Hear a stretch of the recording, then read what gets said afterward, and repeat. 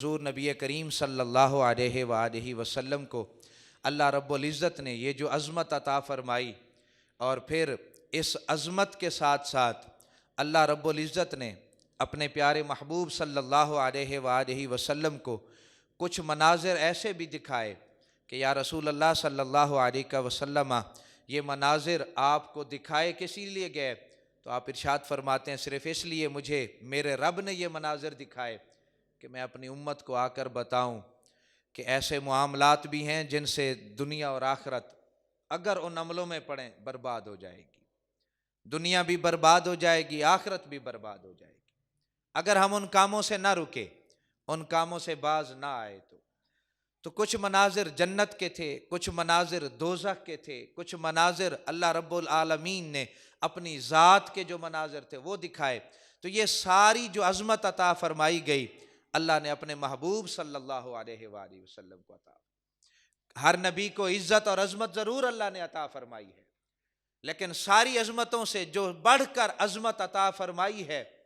وہ اپنے پیارے محبوب صلی اللہ علیہ وآلہ وسلم کو، امام الانبیاء صلی اللہ علیہ وآلہ وسلم کو، سرور دو عالم صلی اللہ علیہ وآلہ وسلم کو ان سب سے بڑھ کر مقام، عظمت اور عزت عطا فرمائی گئی۔ معراج کا یہ جو قصہ ہے یا معراج کا جو معجزہ ہے، یہ کسی بھی شکی مزاج ذہن کو سمجھ نہیں آ سکتا، یا کمزور عقیدے والے بندے کو یہ بات سمجھ نہیں آ سکتی، یا جو بندہ وہم کا مرض ہو، جس کو وہمی مریض ہو باتوں باتوں میں ہی، تو اس بندے کو یہ معراج کا جو معاملہ ہے یہ سمجھ آ ہی نہیں سکتا۔ بے شک بندے کے پاس علم ہو، کتابیں بھی بڑی ساری پڑھی ہوں، ڈھیر ساری کتابوں کا ذخیرہ بھی ہو، اور کتابیں لکھی بھی بڑی ساری ہوں، اور وہ کہے کہ میں نے کتابیں بڑی پڑھی، کتابیں بڑی لکھی، کتابوں کا ذخیرہ بڑا ہے، مجھے یہ سمجھ آ جائے گا، یہ صرف اور صرف سمجھ آ سکتا ہے اس بندے کو جس بندے کو اللہ اور اللہ کے رسول صلی اللہ علیہ وآلہ وسلم کی محبت کا نور حاصل۔ یعنی یہ علم والی بات ہی کوئی نہیں ہے یہاں پہ، یہ بات ہے ساری محبت کی، یہ سارا سفر ہے ہی پیار کا، محبت کا اور عشق کا، یہ سارا سفر ہے۔ اور جب یہ عشق کا سفر ہے تو پھر اس کو بندہ اپنی عقل سے سمجھنا چاہے تو نہیں سمجھ سکے گا، بندہ کتابوں سے، علم سے اور کالے حروف سے سمجھنا چاہے نہیں سمجھ سکے گا۔ ہاں، اس کو اگر سمجھنا ہے نا تو پھر ہمیں در صدیق اکبر رضی اللہ تعالی عنہ پر جانا پڑے گا کہ اے ابو بکر صدیق رضی اللہ تعالی عنہ، آپ ہمیں بتائیں کہ جب سارے لوگ اکٹھے ہو کے، ابو جہل، عتبہ، شیبہ، یہ مشرکین اکٹھے ہو کے آپ کے پاس آئے اور آپ سے آ کر کہا کہ اگر کوئی بندہ یہ کہے کہ میں رات کے تھوڑے سے حصے میں جو ہے وہ حرم سے مسجد اقصیٰ اور مسجد اقصیٰ سے جو ہے وہ سدرہ اور سدرہ سے آگے مقام قاب قوسین او ادنا اور پھر زیارت خدا، اگر کوئی یہ کہے میں کر کے آیا ہوں اور وہ بھی رات کے تھوڑے سے حصے میں، تو کیا آپ مان لیں گے؟ جب یہ سارے ان لوگوں نے کہا نا کہ کوئی کہے، تو حضرت ابو بکر صدیق رضی اللہ تعالیٰ عنہ آپ فرمانے لگے کہ پہلے مجھے یہ بتاؤ کہ وہ کوئی ہے کون، وہ کوئی ہے کون، مجھے پہلے یہ بتاؤ۔ اب وہ جب آپ نے یہ بات کی نا تو وہ سارے کہنے لگے کہ وہ کوئی اور نہیں ہے، وہ آپ کا نبی، آپ کا یار، آپ کا دوست محمد صلی اللہ علیہ وآلہ وسلم۔ تو سیدنا صدیق اکبر رضی اللہ تعالیٰ عنہ آپ فرمانے لگے بات ہوتی کوئی کی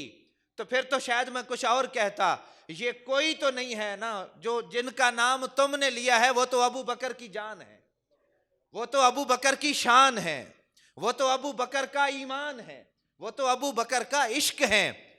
اور جب ان کی بات آئے تو پھر کوئی دوئی والی بات نہیں ہوتی، وہاں پر صرف ایک ہی بات ہوتی ہے کہ اگر میرے محبوب نے فرمایا ہے تو میں اس صرف ایک نہیں، دو نہیں، تین نہیں، پورے کفار کو اکٹھا کر کے لے آؤ، میں سب کے سامنے اور پورے جذبے کے ساتھ، پورے ایمان کے ساتھ اور پورے عشق کے ساتھ کہوں گا کہ میرے حضور نے اگر یہ فرمایا ہے تو اس سے بڑی بھی اگر کوئی بات کرتے تو ابو بکر کہتا میرے حضور نے سچ ہی فرمایا، اگر اس سے کوئی بڑی بات بھی میرے حضور کرتے تو یہ تو تم کہتے ہو نا کہ یہ مختصر سے رات کا حصہ آپ گئے اور آپ آ گئے، یہ تو چھوٹی بات ہے، اس سے بڑی بھی کوئی بات کرتے تو میں پھر بھی کہتا کہ ہاں میرے حضور نے جو ارشاد فرمایا ہے بالکل درست فرمایا ہے، بالکل درست فرمایا ہے۔ اور پھر سیدنا صدیق اکبر رضی اللہ تعالیٰ عنہ آپ فرماتے ہیں جب وہ یہ سارا کچھ مجھ سے پوچھ کے گئے نا، پتہ تو مجھے پہلے بھی تھا کہ انہوں نے حرکتیں ایسی کرنی ہیں۔ انہوں نے کیا کیا، حضور جو ہے وہ بیت اللہ شریف میں تشریف فرما تھے، تو یہ سارے اکٹھے ہو کے پھر حضور کے پاس، اور وہاں پر شور ہے ایک، سارے لوگ جو ہے وہ تماشا لگایا ہوا ہے کہ یہ ہو گیا ہے، یہ ہو گیا ہے۔ اب وہاں پر سارے کے سارے حضور کی تکذیب کر رہے، حضور کو معاذ اللہ وہ جھوٹا کہہ رہے ہیں سارے کے سارے۔ سیدنا صدیق اکبر رضی اللہ تعالیٰ عنہ کہتے ہیں جب میں وہاں پر پہنچا نا، اور میں جب وہاں پر پہنچا تو میں نے کسی کی نہیں سنی، نہ ادھر والوں کی نہ ادھر والوں کی، کسی کی بھی نہیں سنی۔ بس میں نے جیسے ہی ان لوگوں کو دیکھا کہ وہ سارے کہہ رہے ہیں کہ نہیں ہم نہیں مانتے، ہم نہیں مانتے،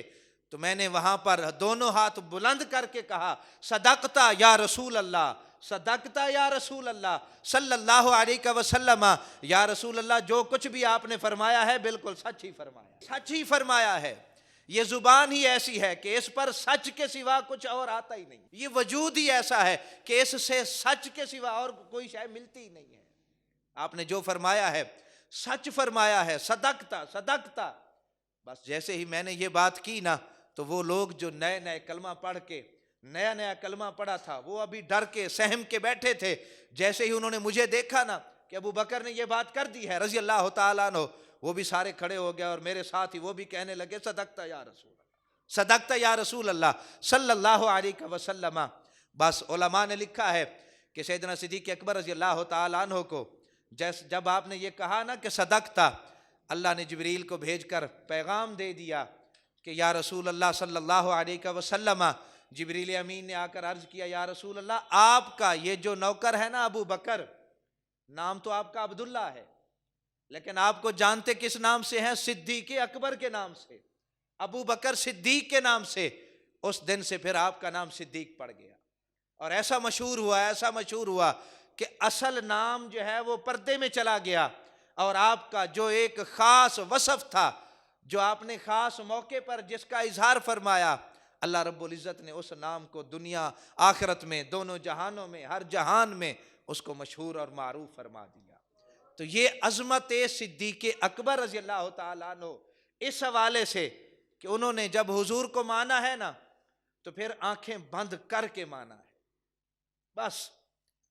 وہ جس طرح اعلیٰ حضرت نے کہا تھا نا کہ انہیں مانا انہیں جانا، نہ رکھا غیر سے کام، کہ جب ہم نے ان کو مان لیا ہے تو پھر ان کے ہوتے ہوئے غیر کی طرف دھیان جائے تو جائے کیوں،